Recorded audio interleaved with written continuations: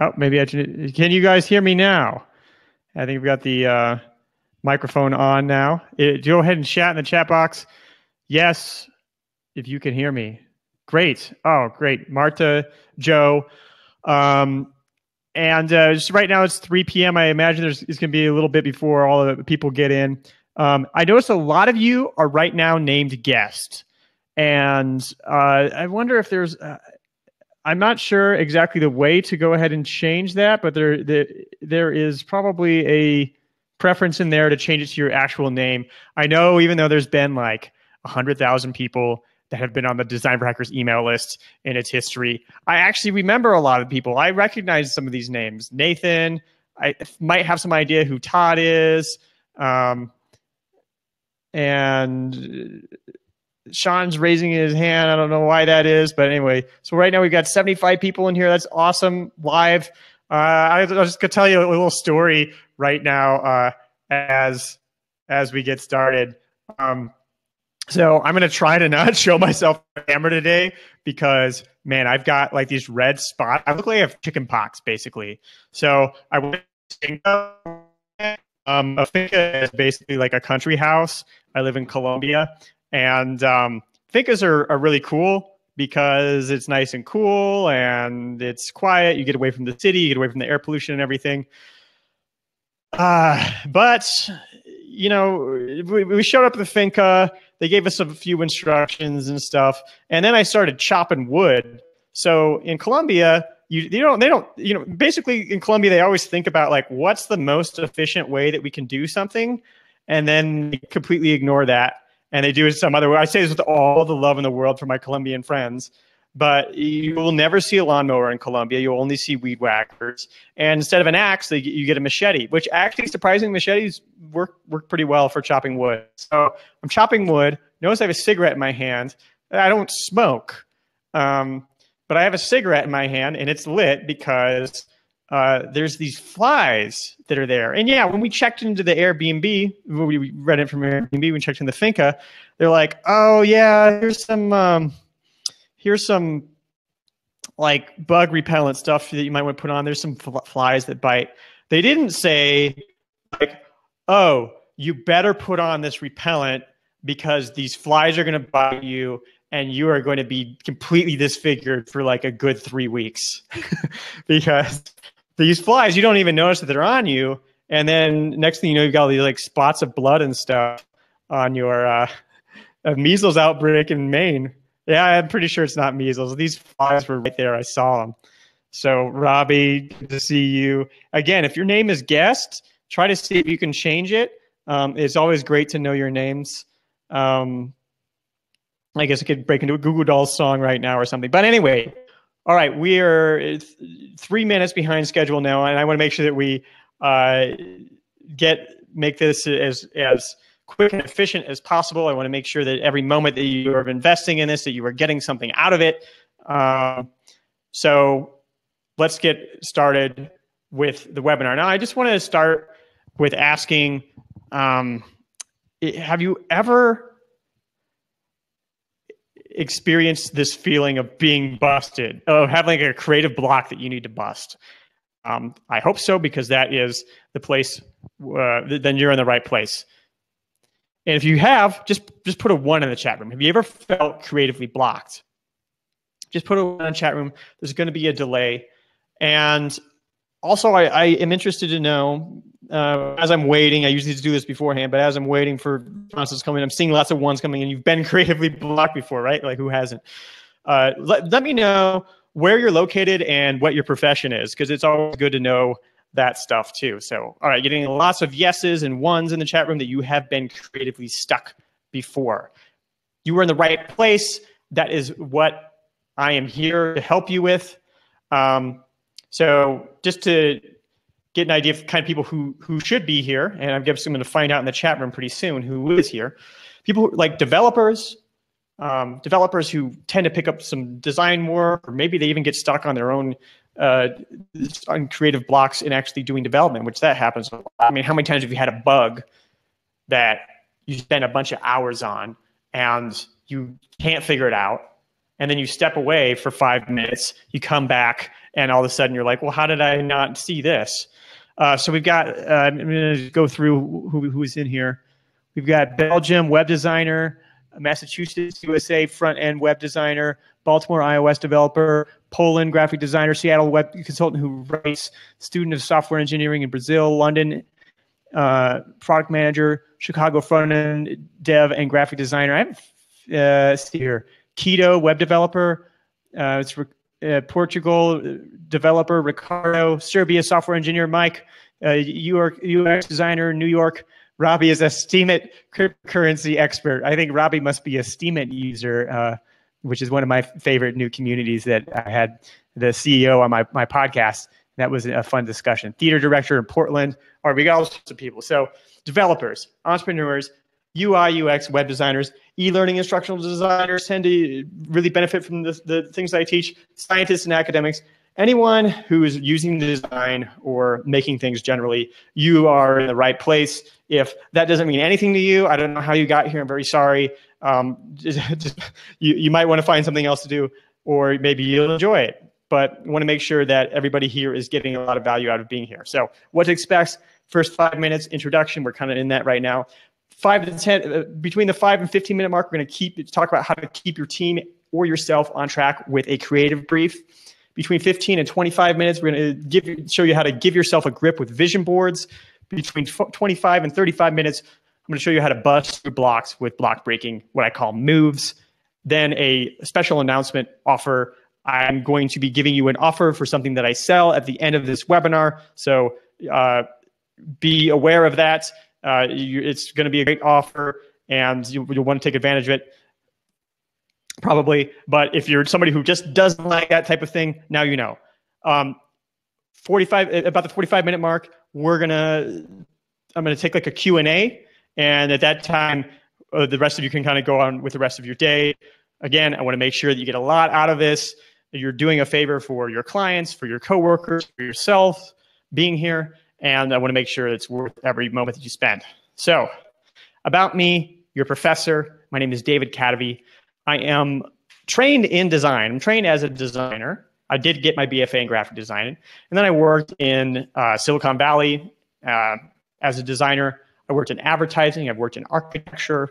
I've been an independent creator for coming up on about 10 years now, freelancing and doing independent creation through writing and stuff. I've won some design awards early on. I don't try to win design awards anymore. It's not, I don't think what design is about.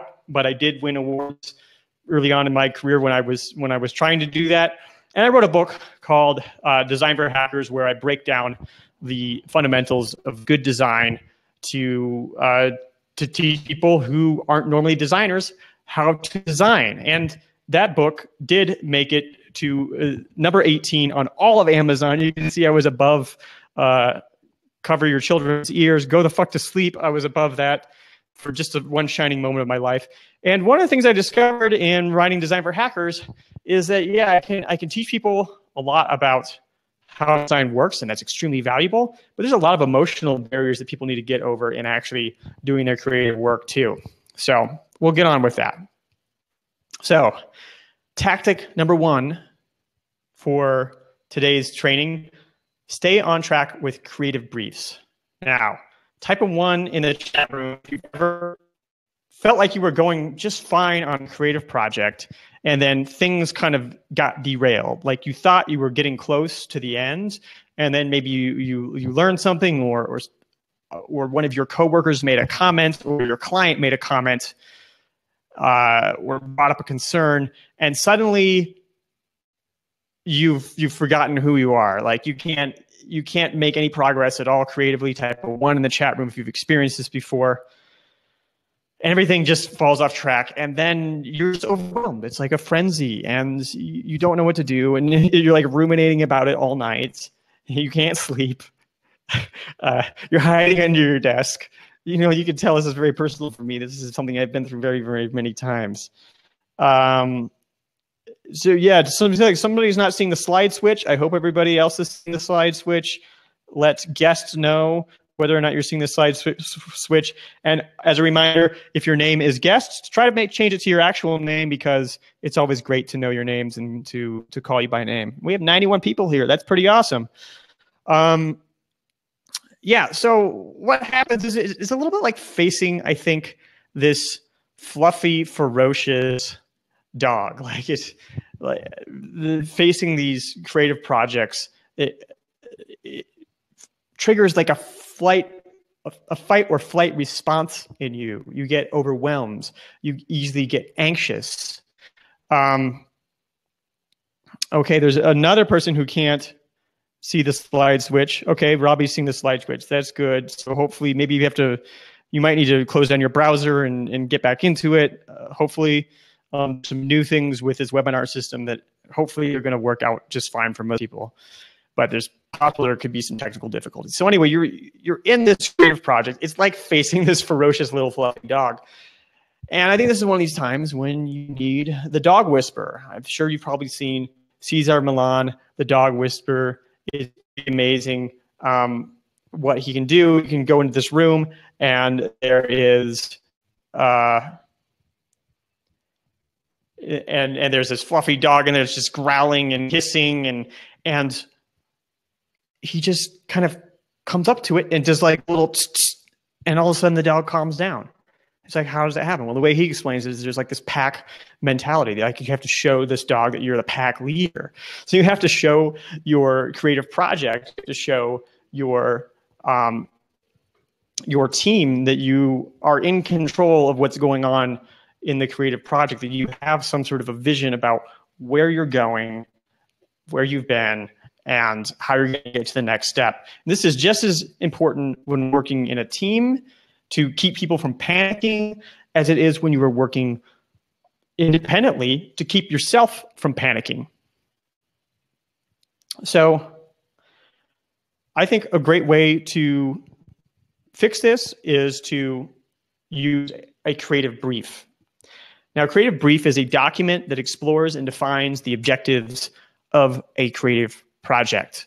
And by exploring and defining the objectives of a creative project, you are able to then refocus on what it is that you're trying to accomplish and what are the steps that you're going to take to get there. Because you really just get in the thick of things in a creative project sometimes, and you lose sight of where you meant to go. So having this document is extremely valuable. It's also great for controlling conversations that you're having with clients, because clients or teammates will often start. Tell me if this has ever happened to you. Put a 1 in the chat room if this has ever happened to you, where you think that you present a design to a client or a teammate, and they make this one comment, and then they just start getting really neurotic and nitpicky about a bunch of different things, which, your job as the person doing the design, it's not really their job to be neurotic about those things, but part of the reason why they do it is because they don't have a sense of direction of where you are going with the project. So yeah, I've seen ones in the chat room. People have experienced that before. So this is what a creative brief helps with. Here's a few things that can be in a creative brief. It can be a lot of things. You can just write anything that helps you have a sense of direction in the project. But often a creative brief is going to consist of these things. It's going to consist of a project overview. What is the project? This is a logo for Bill's Garden Service. This is a brochure for Invisalign. This is a target audience. Who is the target audience? This is for women aged 35 to 50.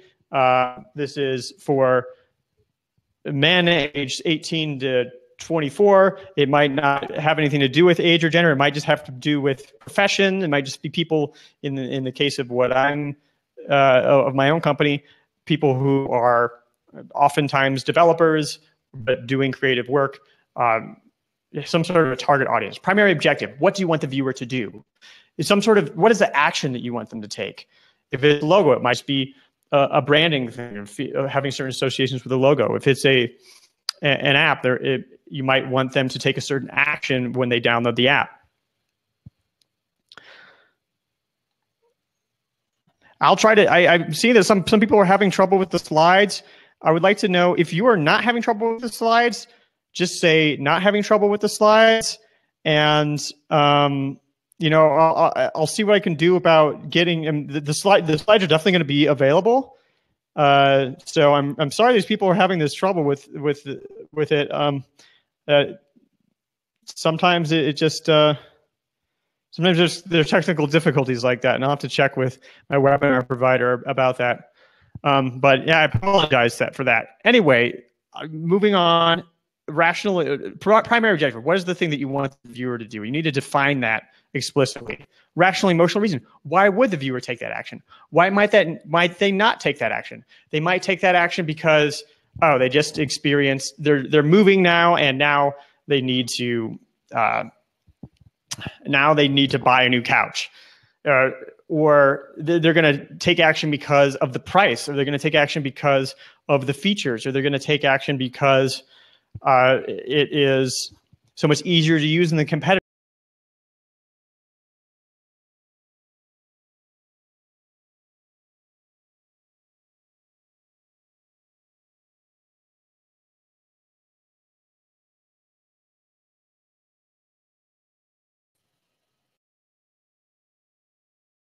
Had a little technical difficulty myself for a moment. Okay, and then any required information. Anybody can relate to having a project 99% done, and then all of a sudden you realize, we forgot the phone number, we forgot the address and stuff. So creative brief is a good time to take care of those things. Now let me walk you through using a creative brief in a logo project. Here's an example. So there is a little logo course that I made. All right, so there's no slides at all anymore. Okay. And let me fix that. That I can take care of.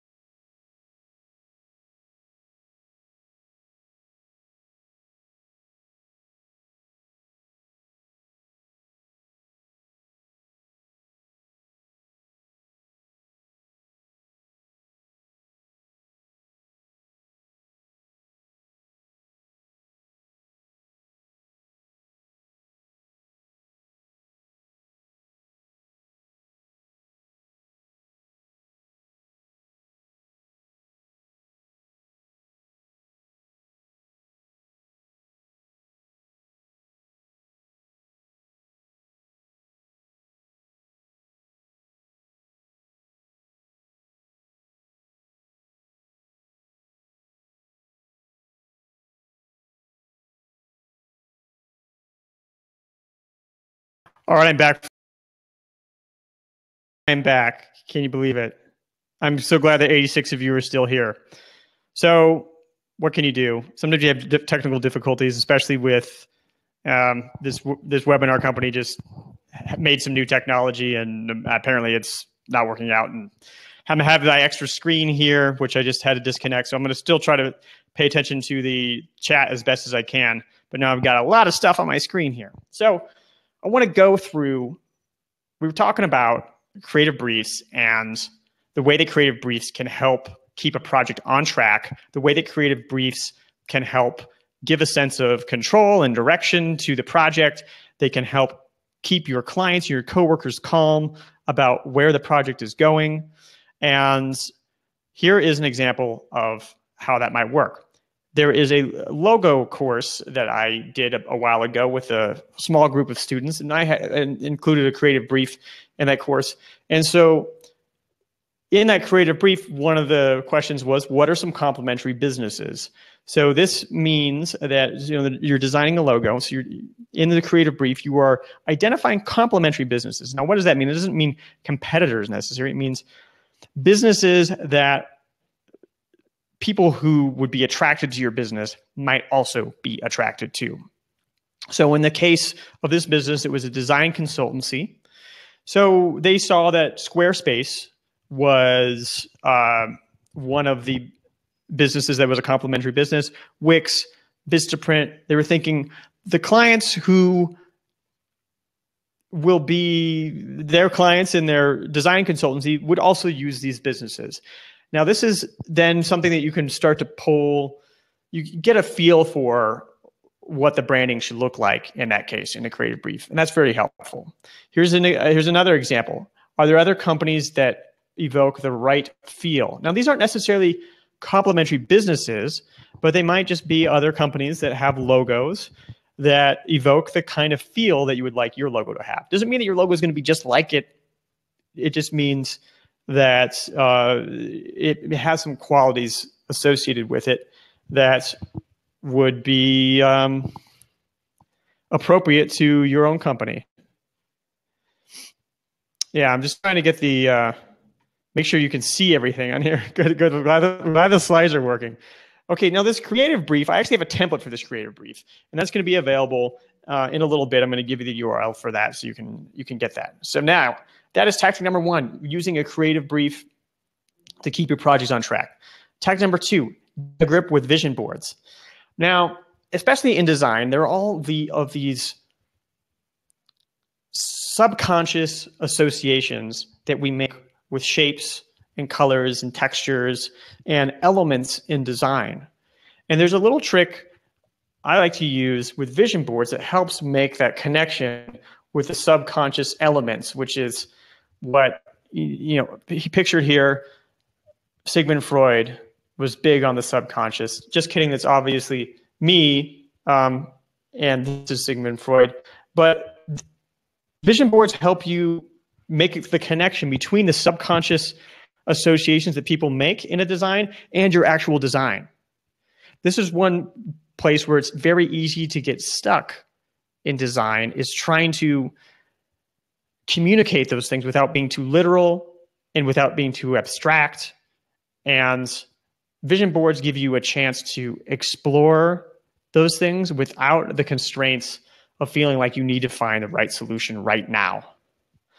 They help really bust. Now, vision boards are a little bit associated with, you might have heard of vision boards in a sort of self-help context where people are taking magazine clippings of, dope pads and beaches and, ripped abs and stuff, and they put it on their wall, and then that's going to help them manifest these things in their life. Well, I mean, that's not exactly what we're doing. I guess it's kind of what we're doing in a way with the vision boards. A vision board is a collection of imagery that helps inform the design qualities of a project. It's not something to be taken literally. It's just to help explore some of the different design elements that are going to be working in that project. So how do you create a vision board? One, you identify qualities that you want your project to convey. So we're going to actually see an example of that pretty soon. So you might be like, oh, we want to be conveyed. We want to be seen as, like we have long-standing tradition, or we want to be seen as new and innovative, or we want to be seen as wholesome and healthy. Two, find images that convey those qualities. So tradition, it might be a big cliff or a rock that like Prudential uses in their logo because rocks have been around for a long time. And you start to pull out the colors, the shapes, the textures, and you might even use some of those objects in more literal manners in your project. So here is the mood board of Mohit, one of my logo design students. He decided that he wanted his design consultancy to be professional. And in the vision board, in the vision board document, there was an assignment for take one of your words and then find examples of it in nature and find examples of it in, I can't remember all the other ones. It might be like nature, animals. Animals are also nature. So anyway, so in nature, professional. And I just showed you the board. But think about, well, let's actually go through this exercise. I know some of you might have already seen the board, but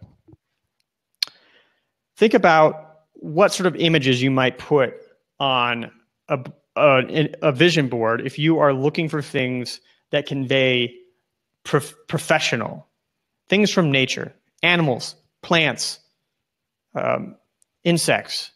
What would you consider to convey quality of professional? Go ahead and type that in the chat room.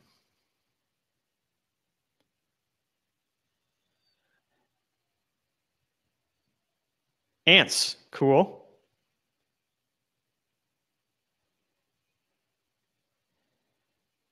A necktie. In nature, Todd, in nature. I mean, I guess you might see penguins wearing neckties every once in a while.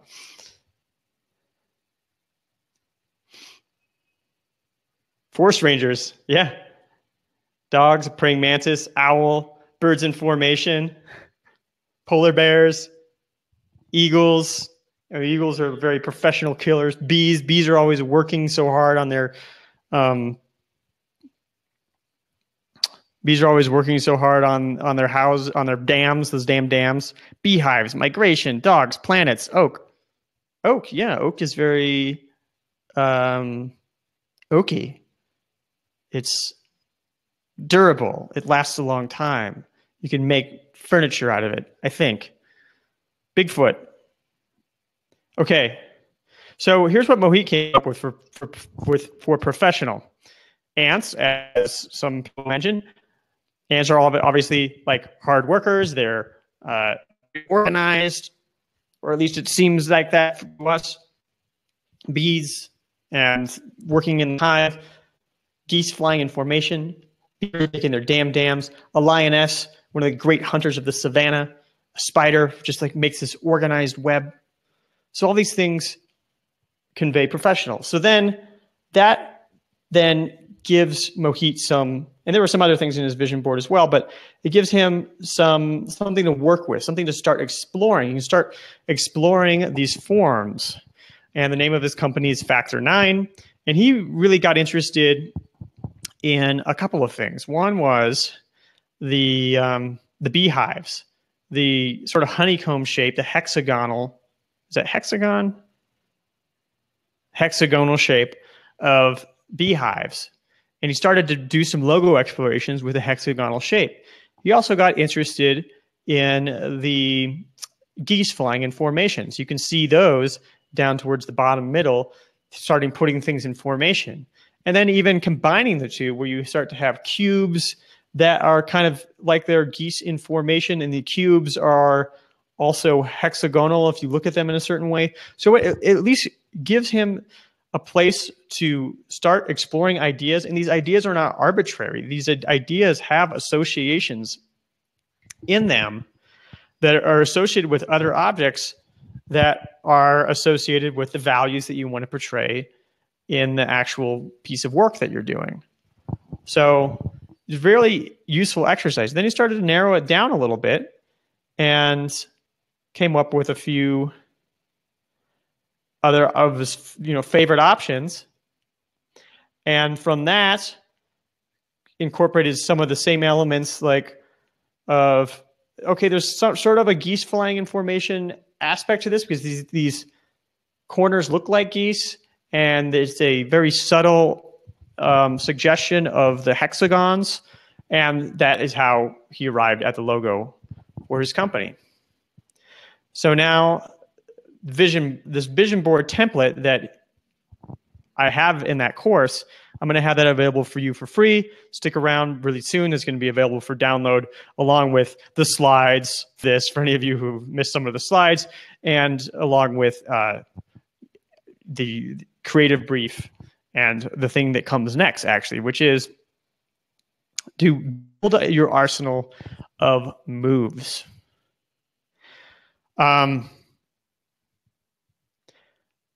When you are doing a creative project, it can be very easy to, as I've said, get anxious, to get overwhelmed, to feel, to lose the connection with your creativity in the moment because you feel the pressure of the deadline coming. And this is something that I've experienced a lot myself, not only in design, but in dancing. I like to do Latin dance, salsa dancing, bachata dance.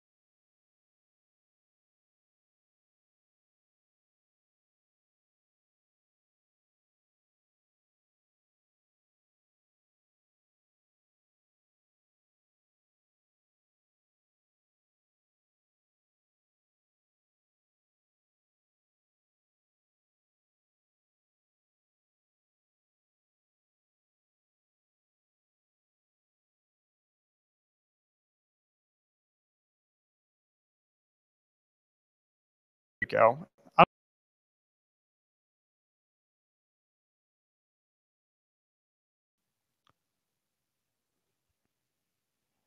Boom. Thank you for letting me stick. So the Carlton can always go to the Carlton. There was always, if he wanted to dance, he always had a move in his grab bag that he could go right to. And so I found it really great as a dancer to always have a grab bag of moves. You've got a few different things that you can do that you know are always going to work. And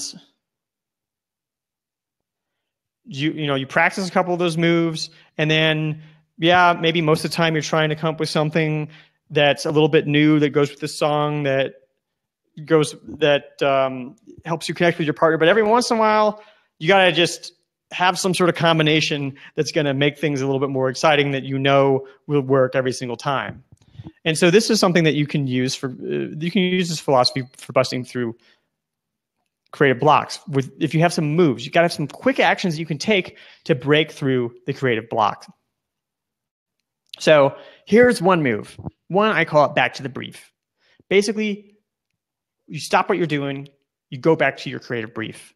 You look and you ask yourself some questions. Does the objective in the brief, does it still make sense? Has something changed along the way? Maybe you've gotten some new research about the audience, or you've done some surveys and you've realized that the audience isn't exactly who you thought they were, or you've decided that your competitive positioning is different and that you need to highlight a different aspect of the product to position against your competitors. If your approach aligned with what's stated in the brief, in your brief, you might be saying like, well, we want them to feel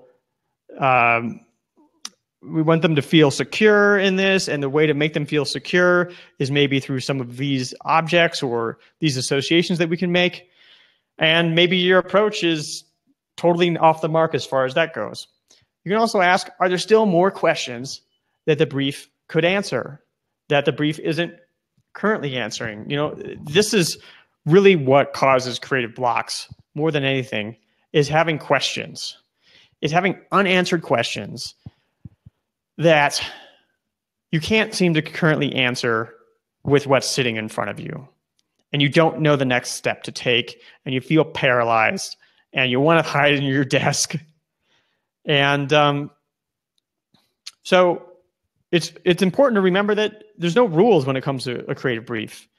If you are looking at it and there's still some unanswered questions, think for a minute about what those questions might be and do some brainstorming there. And it doesn't have to be super formal. You could just be writing in your notebook. Just go outside, sit on a nice bench in the park, and write about, just sketch your own creative brief. You can do it that way if you want. I'm going to give you a template, but it doesn't have to be really formal. Another move that I like is called the media mix. This is really just switching mediums. Like I said, creative blocks are really all about having a question in your mind that you can't seem to answer with what you have in front of you. So it's very easy to get fixated on the medium that you're currently working in. So if you are sketching, you might find that, oh, it's a good time to switch to coding. If you are sketching, you might find, maybe in Adobe Illustrator, I can answer this question that's in my mind. This happens a lot with me. Like, some people are big advocates of this idea that if you're a developer, that you should never sketch anything, you should never mock up anything in Photoshop. You should always go straight to HTML and CSS and do all of your designing that way. Because the idea being that whatever you're doing, whatever work you're doing, it always turns into something you can actually use. Well, that's a neat idea. I don't think it actually usually works that way. And so there's certain answers that you can answer easier in code. Like there might be the way that you are going to get some list items to look. It might be easier to do that with CSS and code and make sure you're getting the structure the right way in HTML.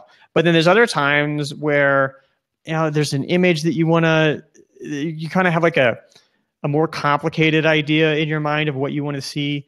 And sometimes then it's easier to go into Photoshop, maybe even take a screenshot of the things that you've coded so far, and you just fix that one little section with Photoshop only to answer the question in your mind. You're not, some people feel that they, on the other end of the spectrum, from the people who think that you should just code everything from scratch, there are also people who think, oh, you've got to mock up everything exactly how it's going to show up in Photoshop. And that's just not the case. Now, depending on how you manage projects and points and milestones where there might be client input or input from your coworkers, you might need to do things like that sometimes where you have more detailed mock-ups. But this is one of these things that you can actually explore with your client is, all right, are these different ways that we're communicating our ideas, are they efficient? Are they actually helping us arrive where we want to go? And that can help your creative process go more nimbly, more smoothly, if you are able to change from one medium to the next, to easily answer the questions that are in your brain that are causing the block that you're experiencing in that moment. The final move, I like to call the 10-minute mind surf. Now, I want to make the distinction between mind surfing and brainstorming. I guess I could call it brain surfing too. But a brainstorm, to me, has direction to it, where you are really trying to solve a particular problem. And that's where you might be brainstorming like a loose creative brief. You might be brainstorming based off of your vision board. But a mind surf is really where you just write what's on your mind. And it might not even be associated with the project that you are currently working on. And then you allow the associations from what you've written down to then take you to the next thing. You're really just writing the contours of your mind the way that you would ride waves on an ocean. Now, it's nice if you can free write about your project. And you can also ask yourself, does any of this make me reconsider anything in my brief? Does it make me reconsider my approach? And this is one of these things, like many things, when you aren't directly working on the project, you feel like you should be working directly on the project, and it feels like a little bit of a waste of time. And so that can cause some anxiety that makes it difficult to free up your creative energy to do something like a mind surf. So this is where I'm a big fan of timers. I love timers. I love using timers. I love using timers like, say you're sitting down with a friend and you're having coffee and you're like, oh, I've got to go in 10 minutes.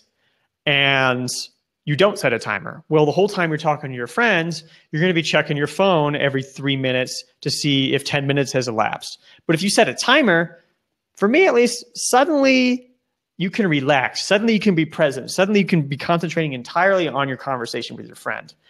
And so that's where I think that timers are really helpful for some of these divergent tasks that you can do that can help you break through creative blocks. Is you just set a timer on your phone.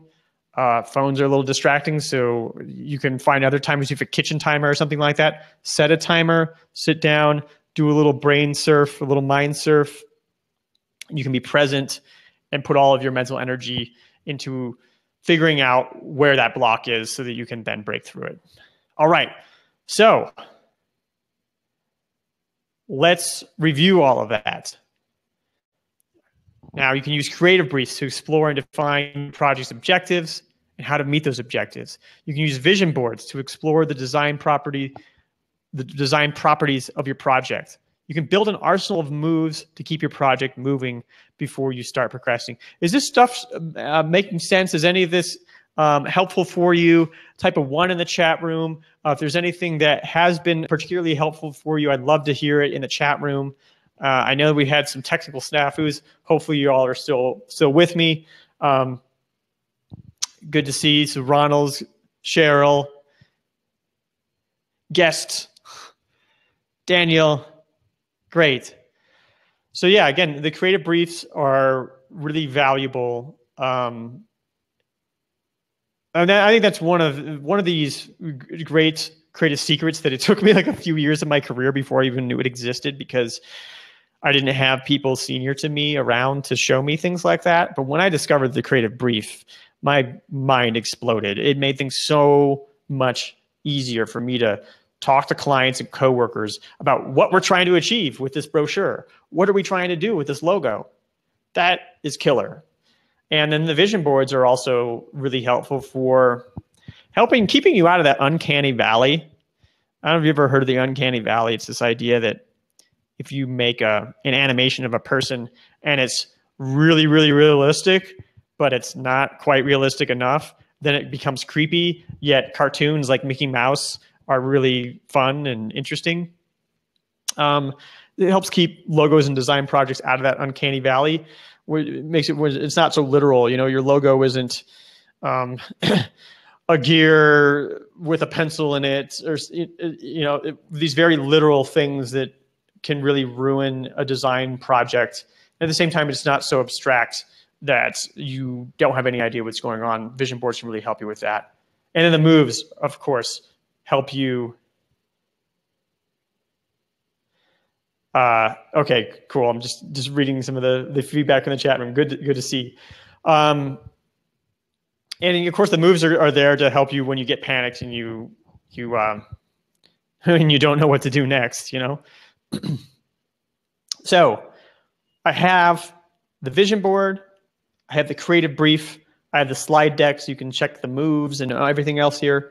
If you go to designforhackers.com/goodies, you will be able to download that. So go ahead and go to designforhackers.com/goodies. You can download these are actual. I didn't make you some crappy PDFs that like are such a pain to fill out. I'm giving you actual Google Docs here for the vision board and the creative brief, so you can copy it and type right into it, take images and put them right into the creative brief for the vision board, share them with your colleagues, share them with your clients. Those are right there. And then, of course, all the slides. Now, we pretty much hit the time just right. Did I not say it was going to be 45 minutes? That's good. So what else can you do to help bust through creative blocks? Now, this is how I end up kind of doing the things that I do, is that if you are a developer, you can have developing is relative to learn in that you try stuff. If it doesn't work, you get an error message. Or you try stuff and it doesn't work, and you Google the thing that didn't work. And that usually there's this huge wealth of knowledge that's shared about these things. And there is structure to that knowledge. Like this bug means this. These are known bugs for the programming language. Here is what this method does. Like there's this structure to that knowledge that makes it easy to learn. But with design, that hasn't really existed. It's very difficult to learn design that way, and that's why people go to school for years and years, like I did. But there really is a structure to design. There is a way to understand why things are the way they are, and why something looks beautiful and another thing doesn't look beautiful, and why something communicates the values that you're trying to communicate while another thing doesn't. Look at, for example, this plastic chair. Some of you might have already seen this plastic chair from some of the email lessons that I sent out. But let's quickly just think about this plastic chair. Let's start with the purpose of this chair. What's the purpose of this particular lightweight plastic chair? What are the purposes that make this chair the way that it is? Go ahead and type in the chat room. Love to hear your answers. I'm going to take a drink of water.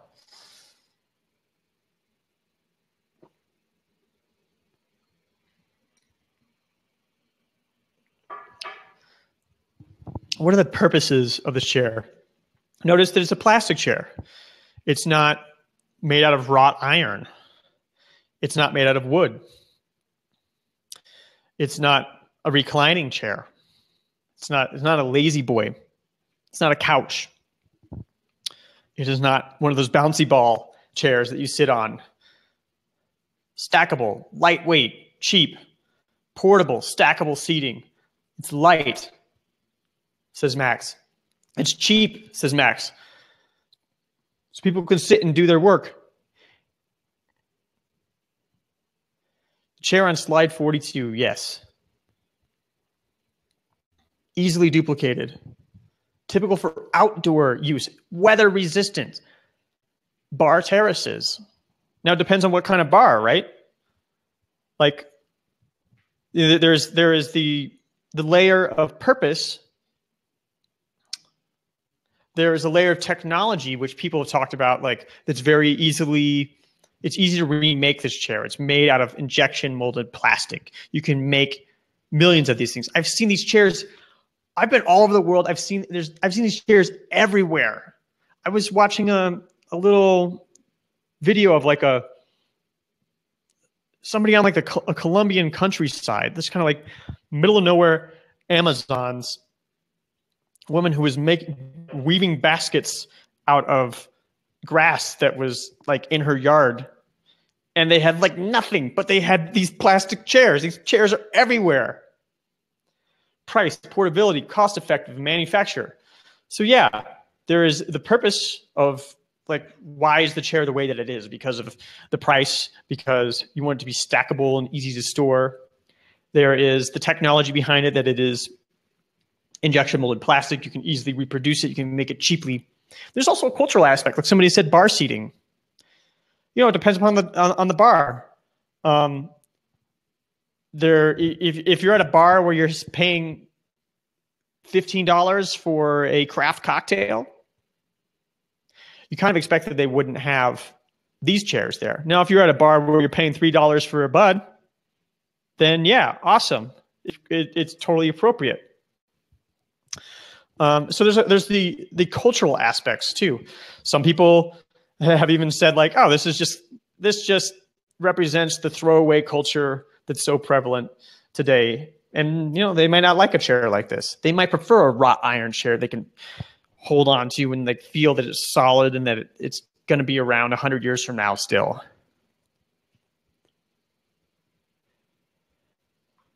So this chair is a piece of design, and there's a structure to the things that control this design the same way there's a structure to the way that computers work, or the way that programming languages work, the way that HTML or CSS or JavaScript work. And so that is what I put into my course, D4H Video. And I want to show you exactly what I mean about how it breaks everything down the same way you might see a programming language broken down. So there's module 1. These are each like 5-minute videos. They're not very long videos.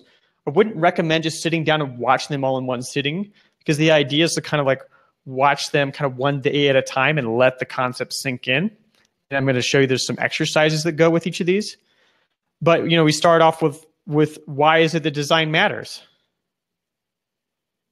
And then what's the purpose of design? How does design fit in with other disciplines? Then we go on to the next module, module 2, which is exposing the layers. There's these layers that come together. Intentions in technology, the history of typography, technology, the way that technology and culture shapes design. Like, why is flat design the way it is? Why was Web 2.0 the way that it was? Every time there's a trend that comes along, if you copy the trends and you don't understand the way that technology and culture are creating that trends, then your design it's going to come off looking cheap. This is usually what happens. SEO is design, just very basics of SEO. People think that's a little strange they have SEO in there, but really design has always been about getting information to the destination. It's about getting information from one brain to the next. And when brains are connected to search engines by typing things into search engines, then you've got to be able to find the information. So knowing the basics of SEO is important for that reason. Proportion. Why is the so-called golden mean that everybody says, just make all of your designs according to these proportions and it's going to be beautiful? Why is that complete bunk? Proportions at work. Can you actually see that happening in different designs? Introduction to composition. How can you understand the way that eyes move through a composition, the way that eyes move through an app or a website that you're designing, so that you can have a better understanding of how somebody takes something in and how you can use that to get the behavior, to get people to take the action you want them to take, to download the free PDF, to buy the product. Design principles. How are these design principles present in interface design? Then module 3, communicating visually. So once you understand these layers and that actually shape design, then you actually get into communicating visually, being more specific. Introduction to visual hierarchy, the factors of visual hierarchy, understanding color and data, color meanings, color interactions, color schemes, assessing the mood of a typeface, pairing fonts, typographic etiquette. I'm not going to go through the details of all these things, but these things help you communicate with typography in white space. They help you communicate with color. There's very important considerations about the way that technology expresses color, and how you can use that knowledge to communicate. Are you stuck on slide 40? I'm on 46 now. So designforhackers.com/goodies. You should be able to download the slides. Sorry, things are getting stuck. So I'm on slide 46. So color meanings, what do colors mean? How do you create color schemes that are attractive? How do you communicate a certain mood with a typeface?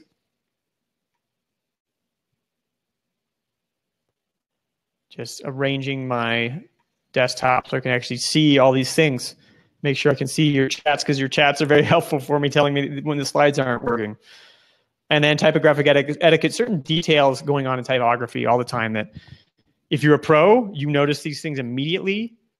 And it's a dead giveaway between a professional and amateur, the typographic etiquette details. Like I said, you could sit down and just like watch these videos in a couple of hours. And wouldn't recommend that. I think it's better to actually practice the concepts. So it comes with a lesson calendar, which basically involves watching one video and doing a 10-minute challenge each day. There's different 10-minute challenges that help burn these concepts into your brain. There's little exercises you can set a timer, like I was talking about earlier, about setting a timer. So you can be present in the moment. You can reduce any anxiety about feeling like you have work to do, and you can be present in the moment in learning the things that you're trying to learn. And go through these exercises, and over the course of basically it's a 5-week program. If you follow the lesson calendar, then you can get these concepts in your brain. Now, that gives you an idea of how you can learn these, like the framework behind design. But of course, where it's really important is where the rubber meets the road. On slide 49, I'm going to slide 50 pretty soon here. Where the rubber meets the road, what your day-to-day, how do you actually apply this knowledge? It's not always the most straightforward thing. That's why there's the Design for Hackers community. This is a picture on slide 50 of a meetup that I had in New York. And it was so great to meet a lot of the people from Design for Hackers. Of course, only the ones who lived in New York. But actually, there was somebody, Seth, I don't think he's in the picture. He had ridden the train all the way from Philadelphia. But you're going to see Seth later on in the slides. And actually, you're going to see Lane too, who she is the fourth person from the left. You're going to see here later in the slides as well. So we have a community of some of the most dedicated Design for Hackers students sharing the things that they are facing every day when it comes to challenges in design and in many other things, which we're gonna go through. And so this community, there's a private Facebook group for it, and you can go in there and try to get feedback on the things that you're working on. You can ask questions about what are good themes to use? What do you think of this logo that I'm designing? You can see here's Mark saying that he often spends too much time on Facebook, but I just got some great feedback on a graphic design project I'm wrapping up with a mere 30 minutes of requesting assistance. This was on a Saturday night, by the way. And your mileage may vary. You might not get within 30 minutes like he did on a Saturday night, but it's great to be able to have people to bounce things off of challenges that you're running up against. And I love meeting the students. I love meeting them at the meetups, like the one in New York. But I really also love my monthly hangouts that I have. Yeah, the goodies are a PDF and one text file. The text file is a link to Google Docs, to the various Google Docs that I created. Again, I didn't want to like give you a PDF of that you have to fill out, because I actually find those kind of annoying. I wanted to give you Google Docs you could use that you could actually use. So the text file is going to have links in there to Google Docs that you can use. So love the monthly hangouts. Monthly hangouts are a chance to connect with other people in the community, to connect with me. I go to all the monthly hangouts and we just talk about whatever we're working on. We talk about finding new jobs, we talk about getting design feedback, and many other things you're going to see. You actually get access to all of the recordings of all the hangouts that there's been. The community's been around for a couple of years, so it says 20 plus hours in the Hangout Vault. But it's got to be at least 25 by now. It's got to be really close to 30. I've talked about Facebook ad design on there. I have helped a student with design principles in his theme design, hacking LinkedIn to find a job. That's actually Mark, who you saw his Facebook post on there earlier. This one is an awesome hangout. He pretty much put on a clinic on LinkedIn because Mark is a data scientist and he was looking for a new data science job. And so he really like hacked LinkedIn. So if you searched for data science, he was the number one.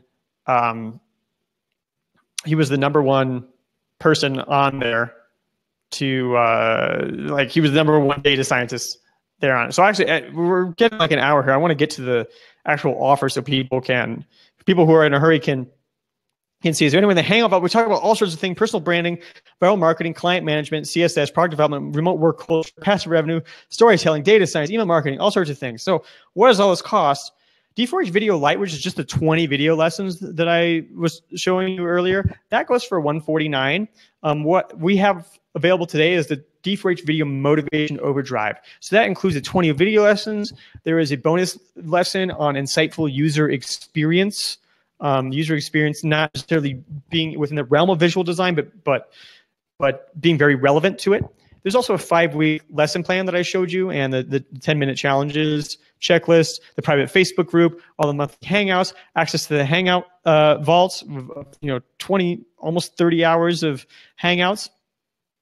So what does all this come up to?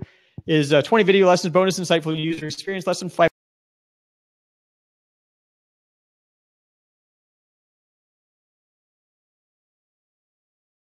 sharing stuff. Okay. That was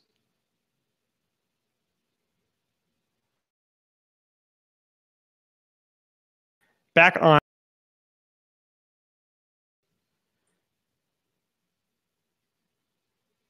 Comes to right now is available for $47 a month for 8 payments.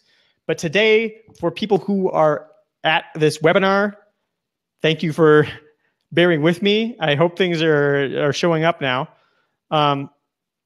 Instead of being $47 a month for 8 payments, it's going to be $29 a month. But instead of 8 payments, I'm going to make it 6 payments. Okay? So that is available at designforhackers.com/special. Now we're going to review that really quick. Designforhackers.com/special. And I'm going to, while it's up there, I'm going to go ahead and put it in the room here.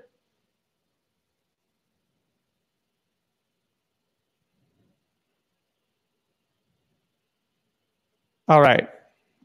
And you should see it show up now. And you can go ahead and join right now. If you're in this webinar, which that's the only reason why you'd be hearing what I'm saying, $29 a month for 6 payments. All right, just to review that. D4H Video Motivation Overdrive goes for about $339 up front, usually. 20 video lessons, bonus insightful user experience lesson, 5-week lesson plan, 10-minute challenges checklist, private Facebook group, monthly hangouts, hangout vault access, $29 a month, 6 payments. It's all self-paced. You can go at your own pace if you want. It's all lifetime access. You have lifetime access to the videos, to the Facebook group. You can stream and download them on any device. Your iPad, your tablet, your iPhone, your Android phone. You can access it from anywhere. Anywhere you can download to devices, so you can watch on the top of a mountain if you want, or if you have internet access and you can stream.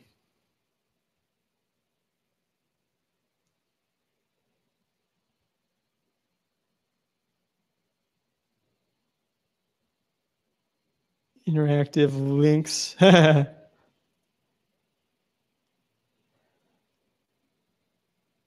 Just wanted to check here. All right, we got 50 people here still. That's awesome. So again, that's $29 a month instead of $47 a month. It is 6 months instead of 8 months. Designforhackers.com/special or June 2017. That will also take you there because it is June 2017. Okay. Now remember, I have a 60-day money-back guarantee on this.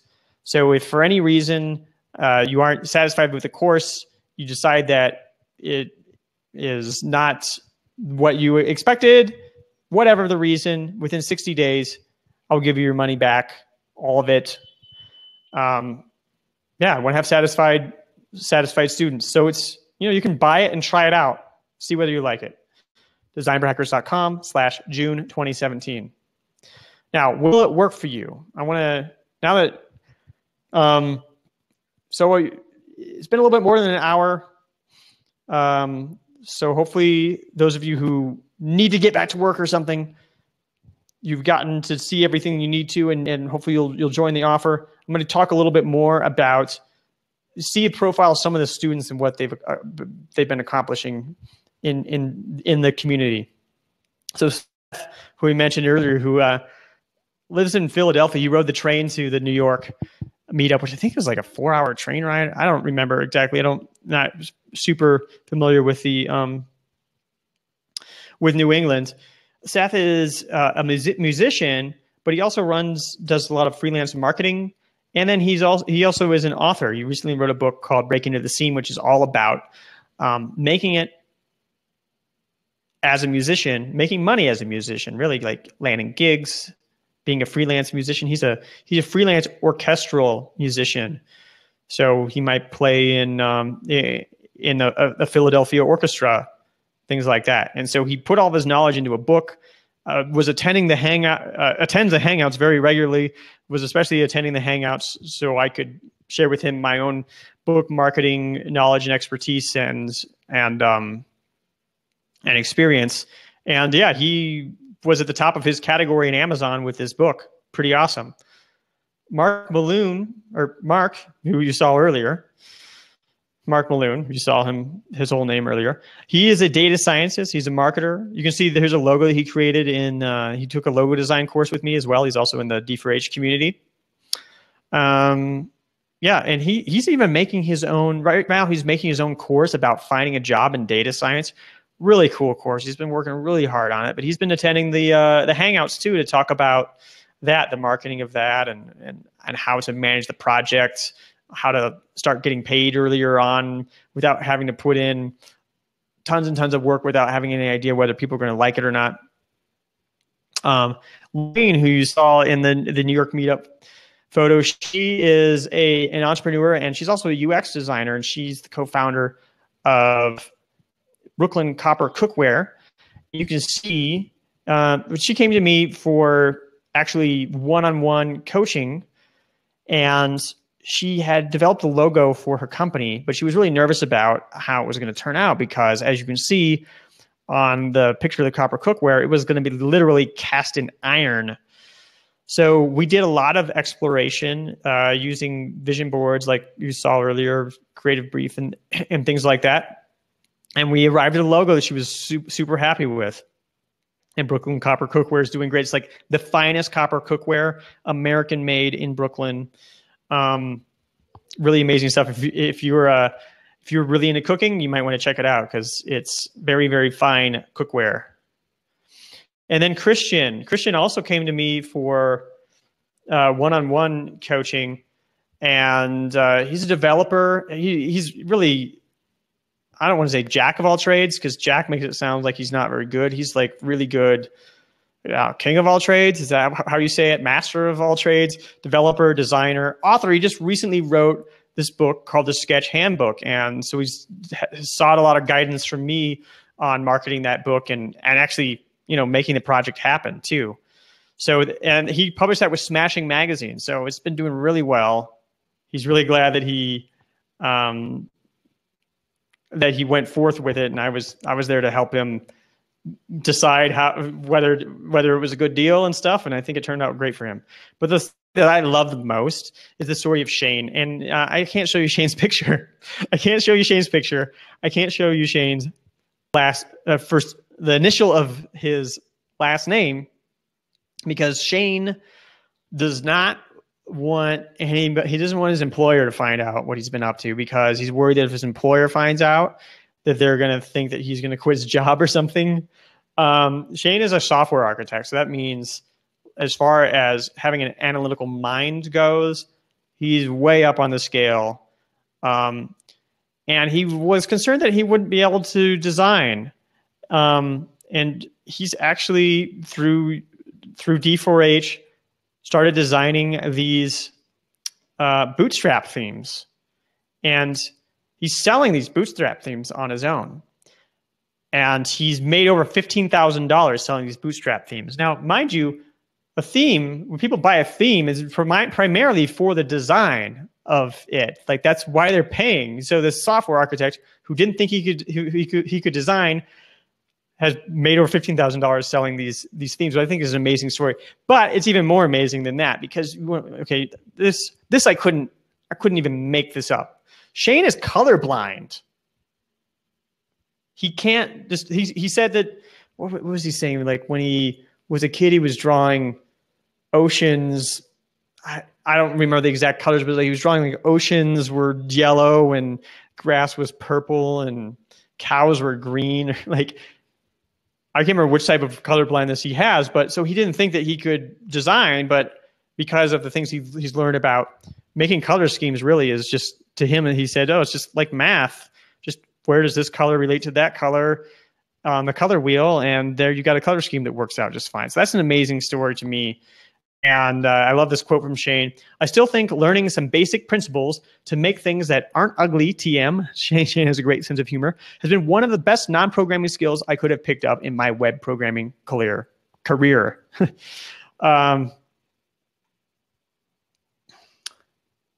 So that's everything. I hope that you got a lot of value from the busting through creative blocks training today. I wish we could have done it without the technical difficulties. But hopefully you've gotten a chance to look through the slide deck as well, and you're getting the templates. Hope to see you in the D4H course. Again, that is at designforhackers.com/special. That will go to the same place. designforhackers.com/June 2017 will also work. So any of you who have been patiently waiting to get back to work or something like that, feel free to go. But I am here to answer questions, for the next 8 hours, I guess. If you have any questions, please let me know. So I have a question here. Can you use PayPal? I don't think that SendOwl, who is my payment provider, allows PayPal for these recurring payments. So unfortunately, at this time, there's not any PayPal option available. But through credit card, it works fine. So hopefully you're able to get a hold of that kind of a payment option.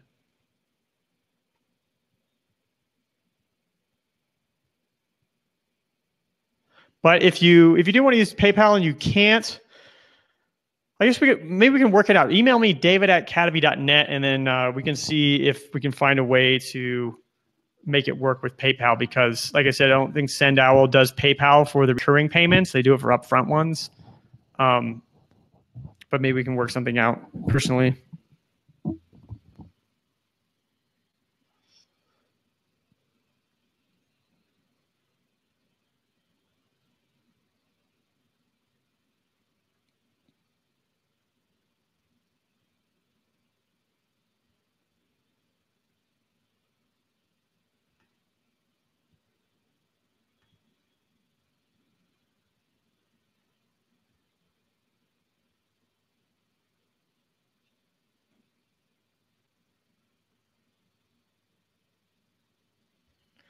How do you know when a design project is done and you can let go? All right, well, I guess I was meaning questions about the course and stuff, but let's see if I can answer that one. That one's going to be a hard. How do you know when a design project is done and you can let go? Well, I can definitely tell you that one of the hardest things about doing any kind of creative project is deciding that you're done. And it can cause a lot of problems, because you can very easily ruminate about thinking that it's bad or that people aren't going to like it and things like that, and then you never end up getting it out there. And so that's something that you got to get over. You need to get in the habit of shipping and just saying that you're done. And something I've certainly gotten a lot better at over the years is saying that I'm done. Because there's this magic, once you learn this kind of magical thing that happens once you actually get something out there, it's like your entire perspective changes when you actually get the work out there. And there's no way to know that until you say that it's done. And there's no way you can move on to the next projects until that. So how do you know when a design project is done and you can let go?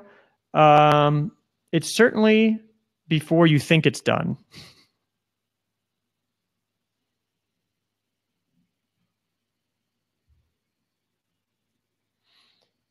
How do you set a deadline for being done? I'm not sure I understand. Is the problem with setting a deadline when there's not somebody else to set a deadline for you? I think it's helpful to, if you're working on a very difficult project, to plan some sort of a reward. Maybe it's a dinner out, some sort of celebration, a dinner out, or it's a weekend away. And you want to be done before that so you can really enjoy and celebrate. So that's one good way to set a deadline when you don't have somebody else setting a deadline for you. Yeah.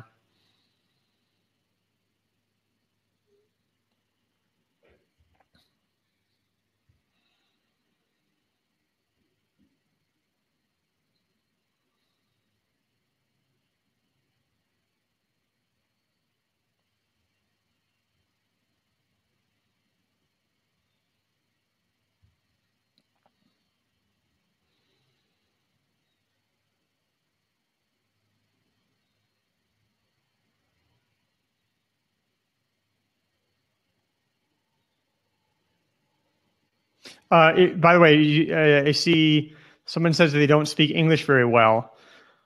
I forgot to mention that all of the videos have English transcripts. So, I live in a Spanish-speaking country, and I speak Spanish, but not great. So I can certainly read Spanish a lot easier than I can listen to it. So for those of you who, maybe English is not your first language and you're still learning, there are transcripts or closed captioning really on all the videos. So you can watch them and read the English on them as well.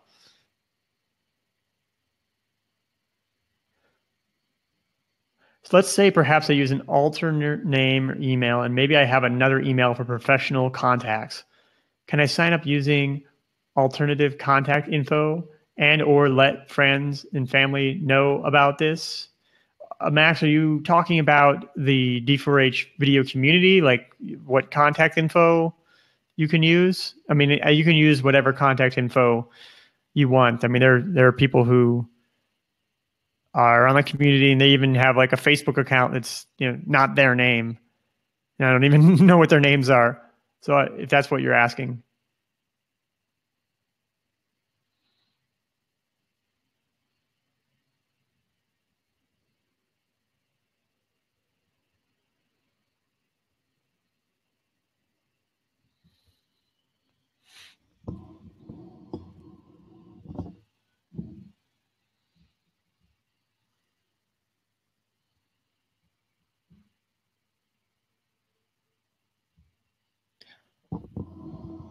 Oh, I didn't know if there's a filter for signing up against the contact list for those here in the webinar. No, it's not that sophisticated. It's just that, you're the only ones who are hearing about this deal. So that in that respect, it's just for the people who are on this webinar.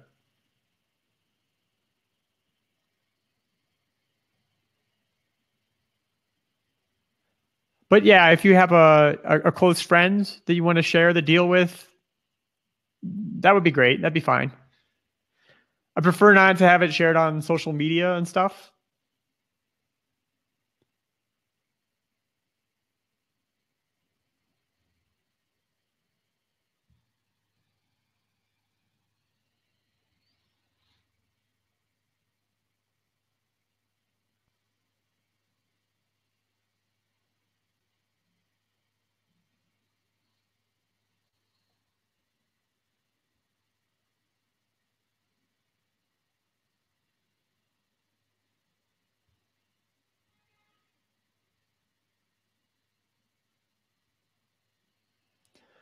All right, folks. Are there any other questions? I'm going to wait a few seconds and okay.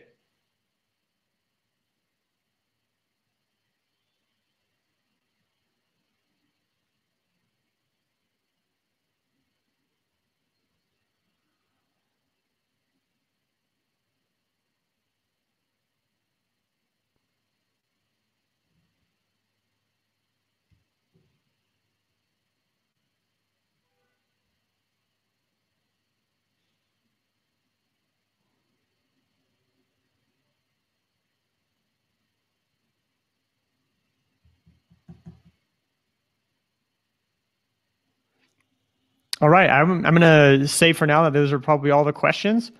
If you have any others, feel free to email me at david@cadavy.net. Thank you so much for coming to the webinar today. I hope that it was helpful for you and you got a lot of value out of every single moment of it, except for the moments when there weren't any slides working and all that. So hopefully that stuff will be fixed for if and when I do another webinar.